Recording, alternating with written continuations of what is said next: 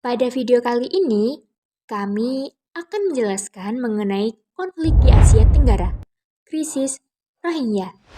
Dari kemarin, saya sering dengar nih tentang Rohingya ini. Siapa sih mereka? Bahaya nggak sih buat Indonesia? Dilansir dari BBC Kompas, Rohingya ini adalah nama etnis.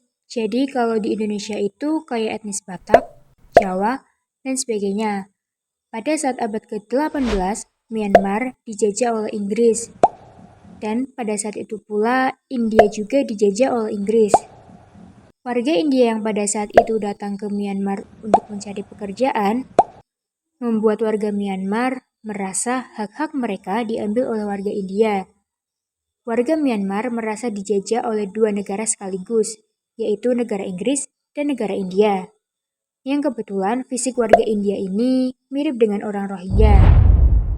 Nah, warga Rohingya ini tadinya tinggal di Myanmar nih, tapi tiba-tiba ada undang-undang yang bikin etnis Rohingya tidak termasuk kewarganegaraan Myanmar. Jadi mereka secara teknis tidak punya negara. Mereka tetap tinggal di sana kok, tapi jadi sering dijahati. Desa mereka dibakar, warganya disakitin, pokoknya parah deh. Makanya mereka ngungsi. Ada yang ke Bangladesh dan India. Mereka juga mengungsi ke negara Asia Tenggara, antara lain negara Thailand, Malaysia, dan juga Indonesia. Nah, tadi itu penjelasan singkat mengenai etnis Rohingya. Gimana nih, udah mulai kenal kan siapa itu Rohingya? Nah, yang akan kami bahas sesuai topik konflik di Asia Tenggara, krisis Rohingya ini, ada 3 negara, yaitu krisis Rohingya di negara Thailand, di negara Malaysia, dan juga di Indonesia. Yang pertama, kami akan membahas krisis Rohingya di negara Thailand. Aliran pengungsi Rohingya yang melalui jalur laut juga menyasar negara Thailand. Namun, pada saat tahun 2016, pemerintah Thailand menolak kedatangan mereka. Pemerintah Thailand tidak mengizinkan sebuah perahu berisi pengungsi Rohingya yang mendarat di negeri Gajah Putih tersebut. Namun, pemerintah Thailand tetap memberi para pengungsi makanan dan minuman kok. Pemerintah Thailand juga berniat membuat tempat penampungan sementara. ไหวไหมล่ะ3-4 พันคนไหวไหมก็ต้องไปหาที่ควบคุมพื้นที่จำกัดเพื่อจะควบคุมไว้ดำเนินคดีหรือจะหาวิธีการอื่นก็ว่าในมาตรการระยะสั้นไม่ใช่ศูนย์ทั่วคราวศูนย์ถาวรโน่น10-20 ปีแล้วไปหวังว่าเขาจะออกไปหรือใครจะรับไปจะไปหวังอย่างนั้นไม่ได้ Untuk atasi penyelundupan manusia, pemerintah Thailand membongkar tempat penampungan ilegal. Hal ini dilakukan agar kelompok penyelundup manusia tidak bisa lagi menempatkan para pengungsi di Thailand. Kemudian, lebih dari 1.600 imigran tiba di Indonesia dan Malaysia. Hal ini akibat razia pemerintah Thailand terhadap imigran gelap. Selama ini, Thailand dikenal sebagai transit utama pengungsi Rohingya dari Myanmar. Para penyelundup manusia mengirim ke Thailand sebelum melanjutkan perjalanan ke negara lain. Selanjutnya, kami akan membahas krisis Rohingya di Malaysia. Negara jiran tersebut telah menerima pengungsi Rohingya sejak 2013. Pelarangan menampung pengungsi Rohingya pernah diberlakukan oleh Menteri Pertahanan Malaysia Ismail Sabri. Pelarangan tersebut terjadi karena banyak pengungsi Rohingya yang melarikan diri dari kamp-kamp pengungsian. Ismail Sabri Yaakob menyarankan agar para pengungsi yang diselamatkan dikirim kembali ke tempat asalnya. Rohingya harus tahu, jika mereka datang ke sini, mereka tidak bisa tinggal, kata Ismail Sabri mengutip Al Jazeera. Sabri mengatakan bahwa Kementerian Luar Negeri Malaysia akan meminta Dhaka, yaitu ibu kota Bangladesh, untuk mengambil kembali para pengungsi yang ditahan. Selain itu, pemerintah Malaysia juga meminta Badan Pengungsi PBB dan UNHCR untuk mengembalikan kelompok tersebut ke negara mereka melarikan diri. Ribuan orang pengungsi Rohingya di Malaysia sangat meresahkan warga Malaysia. Pasalnya, ada banyak cerita yang membuat pemerintah Malaysia memperketat pengungsi Rohingya memasuki Malaysia. Dalam laporan Al Jazeera, pada tahun 2020, sekitar 269 orang Rohingya diselamatkan dari perahunya yang mengalami kerusakan. Di dalam perahu tersebut, ada seorang mayat perempuan. Setelah melakukan penyelidikan yang dilakukan oleh kepolisian setempat, ternyata perahu yang ditumpangi pengungsi Rohingya tidak rusak, melainkan sengaja dirusak agar bisa berlabuh dan perahu tidak bisa digunakan kembali. Selain mengakali perahu, kelakuan lainnya dari pengungsi Rohingya adalah sering melakukan pelarian dari kamp-kamp pengungsian. Dalam jurnal yang ditulis oleh Rizwan, bahwa pengungsi Rohingya yang membawa keluarganya melarikan diri ke pantai akhirnya ditahan oleh polisi Malaysia. Terakhir, kami akan membahas krisis Rohingya di Indonesia, khususnya di Aceh.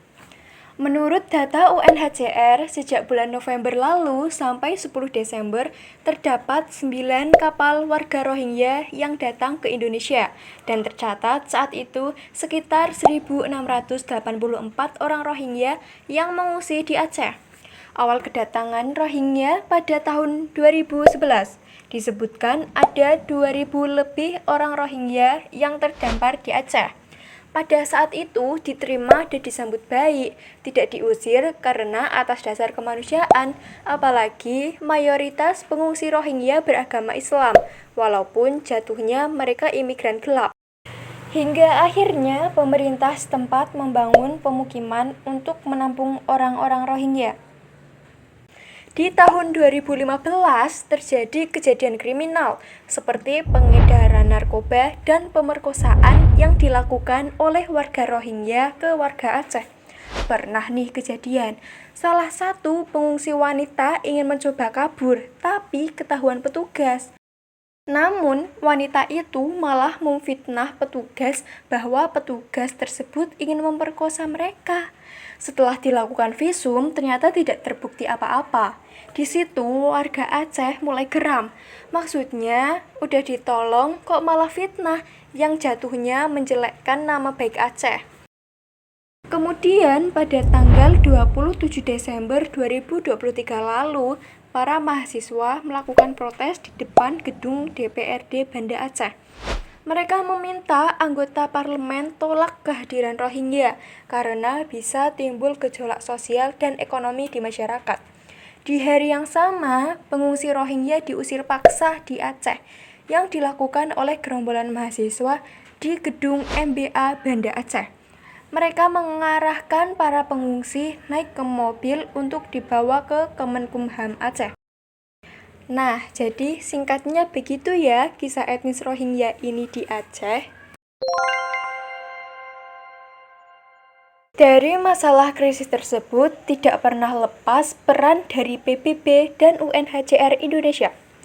PBB memainkan peran penting, yaitu Majelis Umum PBB menyetujui resolusi yang mengutuk tindakan agar Myanmar menghentikan kebencian hasutan terhadap minoritas Rohingya. PBB mengeluarkan resolusi yang berisi seruan kepada pemerintah Myanmar agar menghentikan tindakan pemberantasan etnik yang melanggar hukum. Pakar PBB juga telah mendesak Indonesia dan negara-negara lain untuk mengambil tindakan terkoordinasi dalam penyelesaian krisis di Myanmar. Dan yang terakhir, PBB berperan dalam menekan pemerintah Myanmar untuk menghormati dan melindungi hak asasi etnis Rohingya.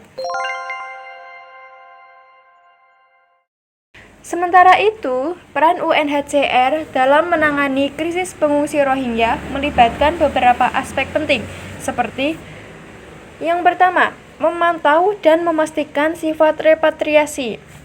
UNHCR menyatukan dan memastikan sifat repatriasi pengungsi Rohingya secara sukarela, memastikan bahwa mereka ditangani dengan hak asasi mereka. Yang kedua, memberikan perlindungan. UNHCR berperan sebagai inisiator dalam menampung pengungsi Rohingya di Indonesia, memberikan perlindungan terhadap pengungsi internasional. 3. Mengkaji kondisi pengungsi. UNHCR mengkaji kondisi pengungsi Rohingya di Indonesia dan menyelenggarakan kerangka kerja untuk menjadikan mereka menjadi warga asli Myanmar. Dan yang keempat, koordinasi dengan pemerintah. UNHCR bekerja sama dengan pemerintah Indonesia untuk menangani krisis pengungsi Rohingya. Nah, Dari materi yang telah kami bahas, hingga saat ini, konflik krisis Rohingya belum menemukan titik terang. Sebagian orang ada yang pro, sebagian juga ada yang kontra. Mereka beranggapan pro karena berdasarkan sisi kemanusiaan, sedangkan beranggapan kontra karena mereka memberikan timbal balik yang tidak seharusnya. Intinya mereka tuh kayak dikasih hati malah minta jantung. Sekian sejarah singkat krisis Rohingya di Asia Tenggara. Apabila ada kesalahan informasi, kami mohon maaf. Dan semoga video ini bermanfaat buat teman-teman semua.